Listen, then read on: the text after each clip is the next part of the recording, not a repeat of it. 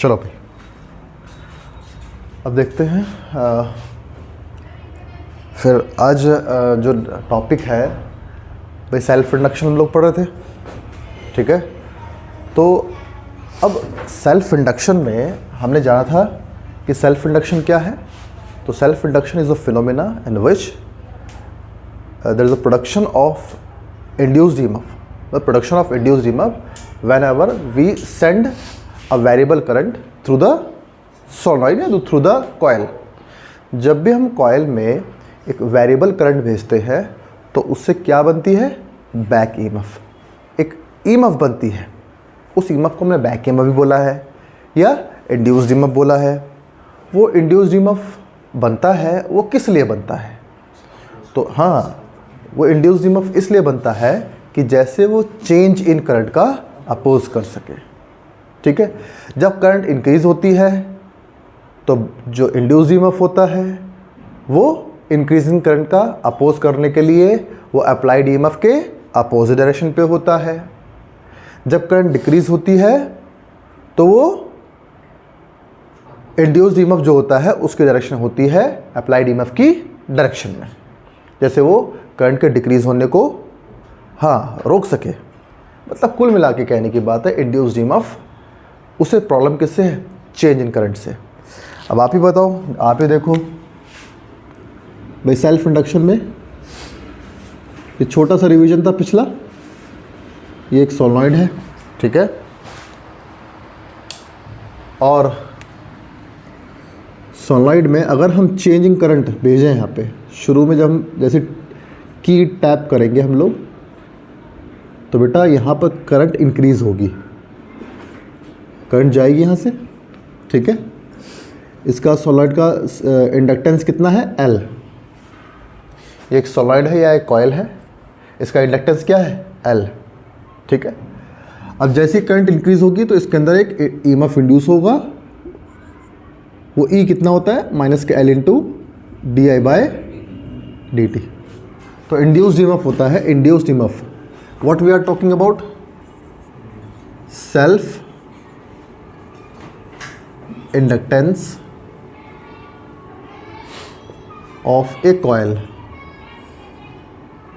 एक कॉयल की या सोलेनॉइड की, कॉयल मतलब सोलेनॉइड, एक सोलेनॉइड की हमें सेल्फ इंडक्टेंस की बात करनी है कि सेल्फ इंडक्टेंस किसी कॉयल में कितना होता है, कि हम उसको देखें और बता दें उसका इतना उसके अंदर सेल्फ इंडक्टेंस है ना बेटा।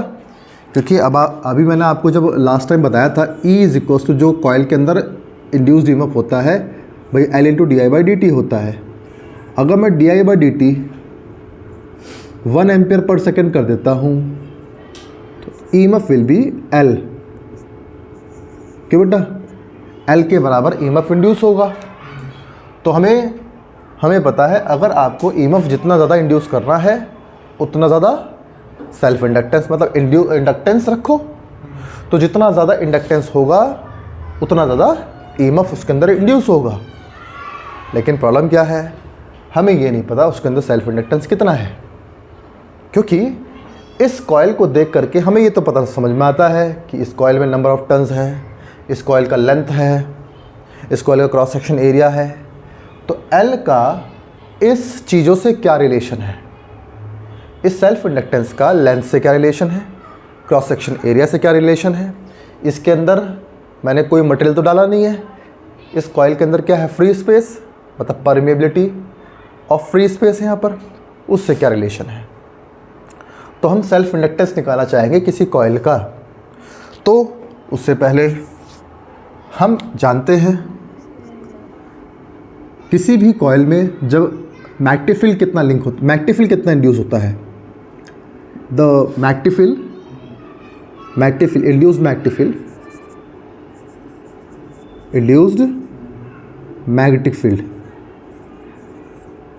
मैग्नेटिक फील्ड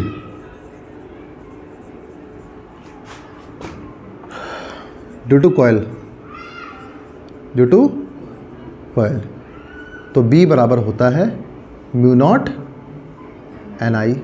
कितनी करंट उसमें से जा रही है, what is small n, number of turns per unit length, ठीक है। Where small n is equals to capital N by L. Capital N क्या है? टोटल नंबर ऑफ टर्न्स,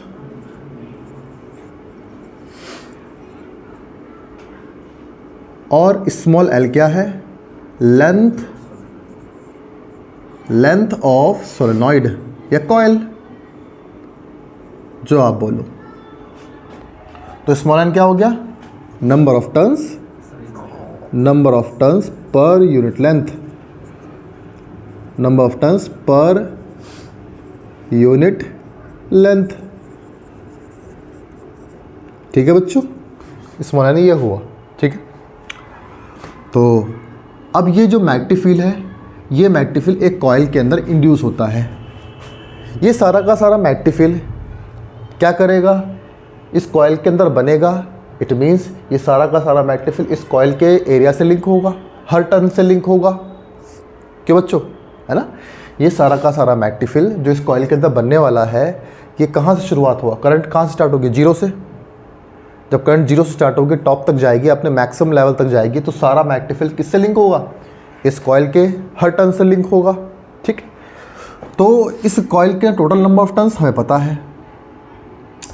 तो हर टर्न से जो मैग्नेटिक फील्ड लिंक होगा, तो मैग्नेटिक फील्ड का टर्न से लिंक होना, कॉइल के लूप से मैग्नेटिक फील्ड के लिंक होने को हम बोलते हैं magnetic flux.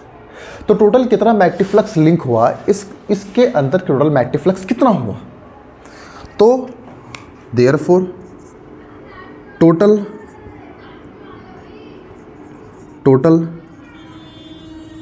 Magnetic flux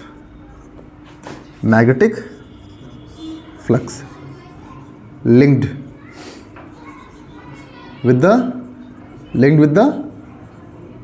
coil से टोटल मैग्नेटिक फ्लक्स कितना लिंक हुआ? तो फ्लक्स का फॉर्मूला क्या? Phi is equals to B into A. ये तो ईच टर्न से है, तो कितने नंबर ऑफ टर्न्स हैं? तो टोटल फ्लक्स जो लिंक होगा एन बी ए। एक टर्न से बी ए, एन टर्न से एन बी ए।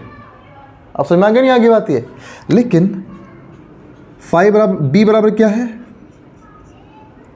म्यू नॉट एन आई इंटू एरिया। अब समझ में आया सब बच्चों को? ठीक है, वेयर फाई बराबर, हमने शुरू में पढ़ा था, phi is proportional to current. जितनी ज़्यादा करंट हम फ्लो करेंगे इस कॉइल में, मैग्नेटिक फ्लक्स उतना ज़्यादा लिंक होगा। और इस कॉइल का कांस्टेंट क्या था? एल। फाई बराबर क्या था? L I. ये तो हम पहले ही पढ़ चुके हैं। फाई इज इक्वल टू क्या होता है? एल आई होता है। क्लियर हो गया? ठीक, क्योंकि ये जो फ्लक्स है वो लिंक हो रहा है कॉइल से, और कॉइल में क्या फ्लो हो रही है? करंट। किसी कॉइल का सेल्फ इंडक्टेंस जितना ज़्यादा होगा, उससे फ्लक्स उतना ज़्यादा लिंक होगा। तो फाई बराबर क्या होता है? L I. अब फाई बराबर एल आई होता है, यही फ्लक्स ये भी है, यही फ्लक्स ये भी है। भाई यही तो फ्लक्स लिंक हुआ है कॉइल से। इस कॉइल की पहचान क्या है? एल, है ना? L means self inductance. ठीक है, अब यही कॉइल में टोटल नंबर ऑफ टर्न्स क्या है? इसमें करंट कितनी फ्लो, मतलब कितना मैग्नेटिक फील्ड बना है उससे, तो टोटल मैग्नेटिक फ्लक्स कितना लिंक हुआ है? ये भी वही चीज़ है, ये भी वही चीज़ है। दोनों को आपस में क्या करो? एक कंपेयर कर दो। ठीक है, ये 1 है, ये 2 है। On comparing 1 and 2, on comparing 1 and 2, so Li will be is equals to n mu not N I A. I से आई कैंसिल हो गया। अब हम जानते हैं कैपिटल एन बराबर क्या है? Since capital N is equals to small N into L, तो we can replace capital N. So what should the value of capital? रख देता हूँ मैं इसको, म्यू नॉट, कैपिटल एन को रिप्लेस करो, एन एल, चलो रख दिया मैंने, फिर एन इंटू ए। ठीक है, तो एल बराबर हो गया mu naught N square A into L। क्यों भाई, क्या ये बात सबको समझ में आ गया? अब देखो इस कॉइल को देख करके ही किसी कॉइल के पास क्या क्या होता है, किसी कॉइल के पास number of turns per length होता है, मतलब एक लेंथ में कितने नंबर ऑफ टर्न्स हैं, किनारे से कितनी मोटाई है कॉइल की, और कितना लेंथ है उस कॉइल का। तो जितनी लेंथ होगी, जितने number of turns per unit length होंगे, जितना एरिया होगा, उसका सेल्फ इंडक्टेंस उतना ही ज़्यादा होगा। कॉइल के पास यही तो होता है। उस कॉइल के अंदर अगर आप कोई मटेरियल डाल दोगे तो म्यू बदल जाएगा, परमेबिलिटी बदल जाएगी, ठीक है। तो mu naught will be replaced by mu. Mu बताएगा परमेबिलिटी ऑफ द मटेरियल, जो आपने मटेरियल इसके अंदर रखा है। पता लग गया सब बच्चों को, ठीक है। अब आगे देखते हैं। अच्छा एक बात और देखो बेटा, ये जो स्मॉल एन है, स्मॉल एन बराबर होता है कैपिटल एन अपॉन एल, होता नहीं होता है ना। So again we can replace small N. So what should the value of L? Mu not N square upon L square A into L. ये कैंसिल हो गए, तो एल क्या बचा आपके पास? एल बराबर बचा है mu naught N square A into L. ठीक है बेटा, सबको समझ में आ गया नहीं आ गया? दो फॉर्मूले बने अपने। अच्छा, तो लेकिन एक फॉर्मूले में है जो इंडक्टेंस है वो प्रोपोर्शनल के लेंथ के है, लेकिन दूसरे फॉर्मूले में है जो इंडक्टेंस है वो इन्वर्सली प्रोपोर्शनल टू लेंथ के है। अब ये बात हमें कंफ्यूज कर रही है कि लेंथ को बढ़ाने से सेल्फ इंडक्टेंस, मतलब इंडक्टेंस बढ़ता है कि घटता है? हाँ बताओ, क्या होना चाहिए? बढ़ना चाहिए कि डिक्रीज होना चाहिए? हाँ, तो फिर ये क्या बोलता है?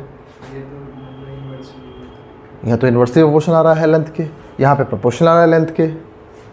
हाँ भाई, ऐसा क्यों हो रहा है भाई?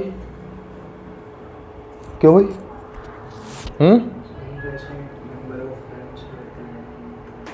तो सही बात है। देखो यहाँ पे स्मॉल एन है, यहाँ पे कैपिटल एन है, कहीं ना कहीं इसी वजह से हुआ है ना। ज़रा इसको देखो, अगर आपको किसी एक चीज़ को देखना है, आपको देखना है कि ये इसके बढ़ाने से ये बढ़ता है, तो बाकी सबको क्या कर दो? कांस्टेंट कर दो। बाकी सबको क्या कर दो? कांस्टेंट कर दो। कैसे करो है?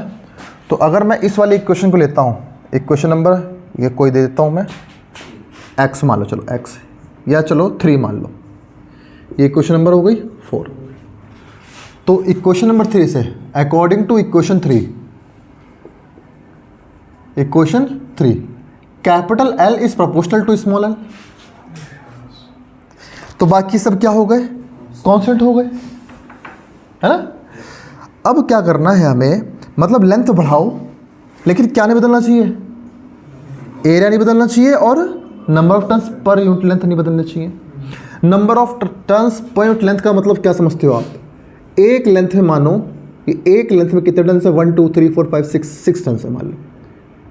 ये स्मॉल एन है ना। 1 2 3 4 5, चलो 5 टर्न्स है। मैं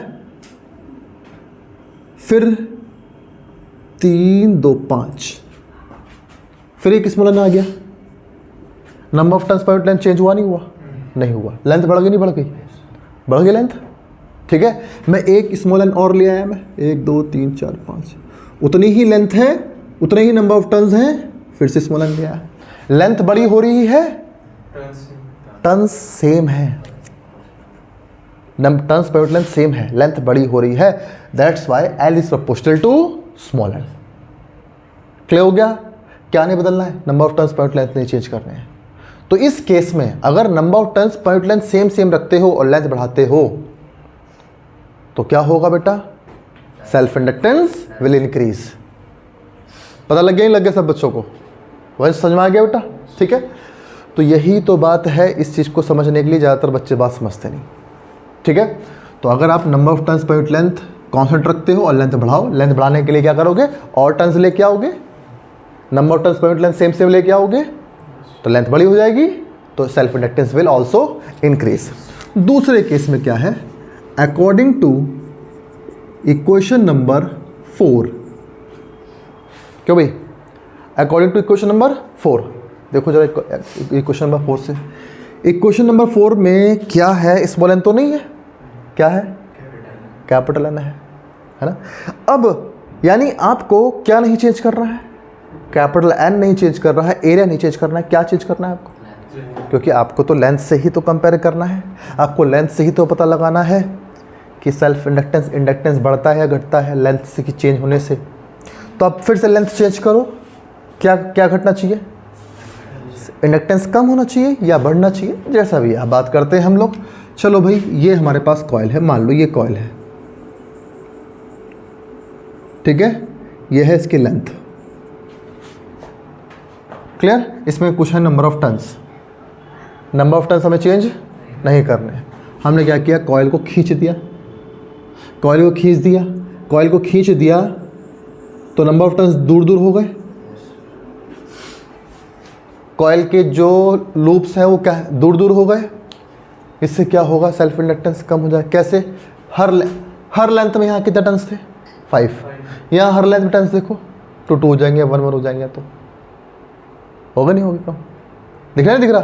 तो आपका इस कॉइल को खींच करके लंबा करने पर, क्योंकि क्या नहीं चेंज करना आपको? नंबर ऑफ टर्न्स तो नहीं चेंज करने हैं आपको, तो आपने खींच के लंबा कर दिया, यही तरीका है। जैसे ही कॉइल को लंबा किया आपने खींच करके, तो मैग्नेटिक फ्लक्स लीक होने लगा, मैग्नेटिक फ्लक्स लीक हो गया। अब मैग्नेटिक फ्लक्स लीक हो गया तो अगले वाले टर्न से मैग्नेटिक फील्ड लिंक नहीं हो पाया।